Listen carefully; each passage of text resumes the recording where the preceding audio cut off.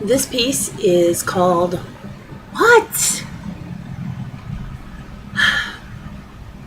All right, I'm going to do my homework. Let's keep it down here, okay?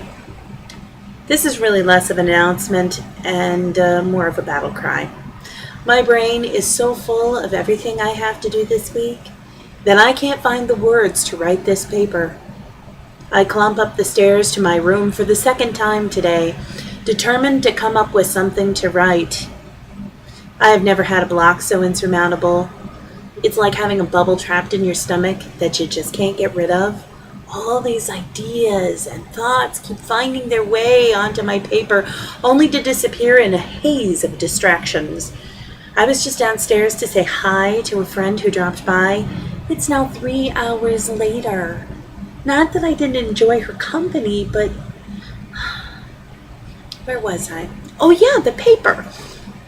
I asked my husband for help in finding something of an everyday nature to write about, something that might have a humorous characteristic, but that wasn't exactly a funny story. He suggested that I write about the battle of the dishes that I have with my son.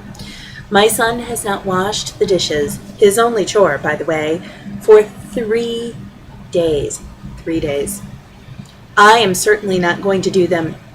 I have far more important things to do. I have to write a paper for this class. I have a quiz due today. I have 3 choir practices this week. I have a major fundraising event that I'm helping with this weekend. One of my sopranos fell down the stairs and broke both of her arms and her knee. Poor lady.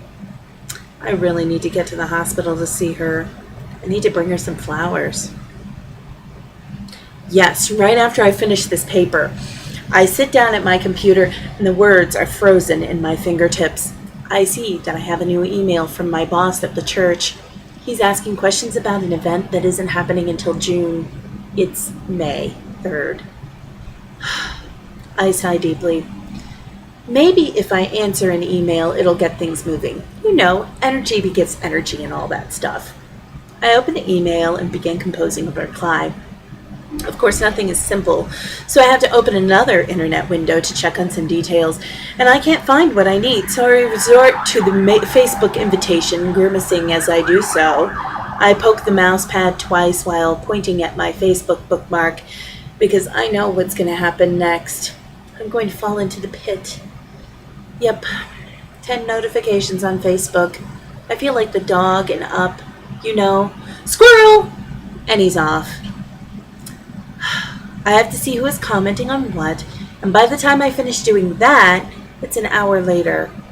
I had to correct someone who was just completely off the wall in a political discussion. I mean, really, if you're going to post something in public, perhaps you should check the facts first.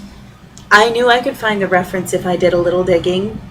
So off to Google to do a search, and in about 10 minutes, I found the quote I was looking for, posted the link, and was done with that.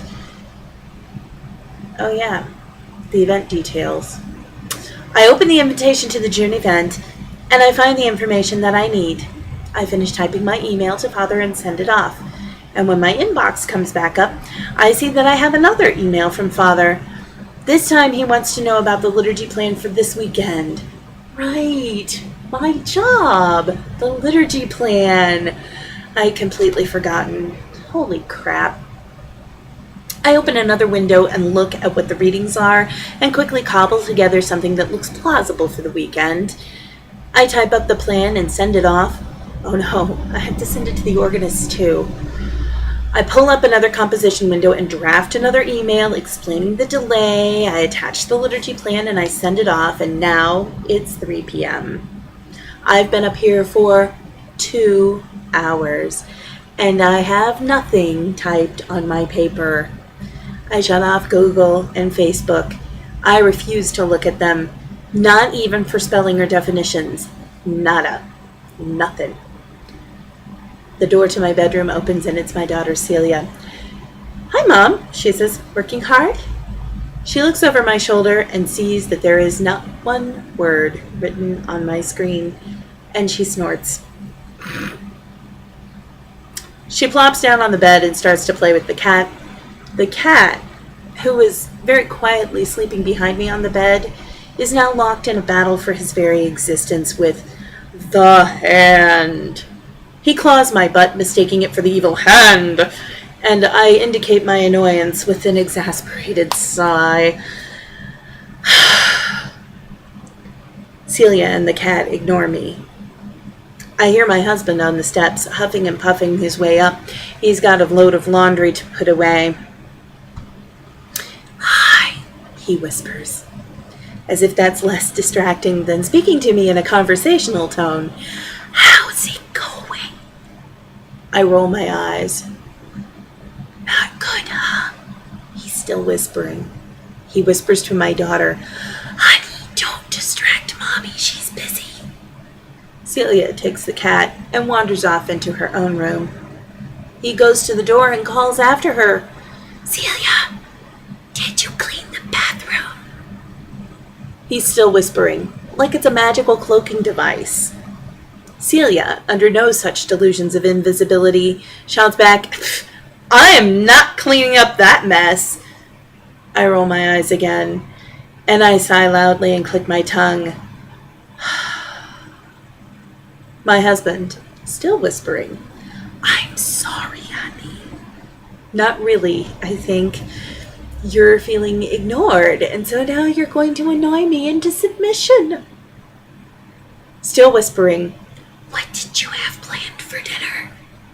This is a completely innocent question, I realize, but I just can't take it anymore.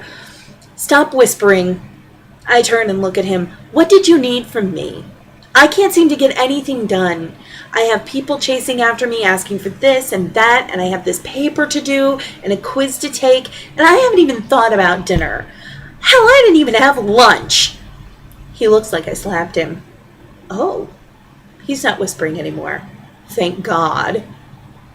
I'm sorry. I thought we'd given you enough time. Didn't you have an egg salad sandwich? After 20 years, 8 months, and 3 days of marriage, he knows that I hate egg salad. Really? I raise one eyebrow at him, and he gazes at me blankly. His best avoidance trick. The jig is up, and he knows it. I turn away from him and face the computer, typing madly. I've just decided on the topic for my paper, whispering again, "Why don't we order pizza tonight?" Sharp man, my husband. He knows how to soothe the savage beast with the quirked eyebrow. Pizza shops have saved our marriage more than one time. I chuckle silently and keep typing. That sounds great, honey. I'll be done in about an hour.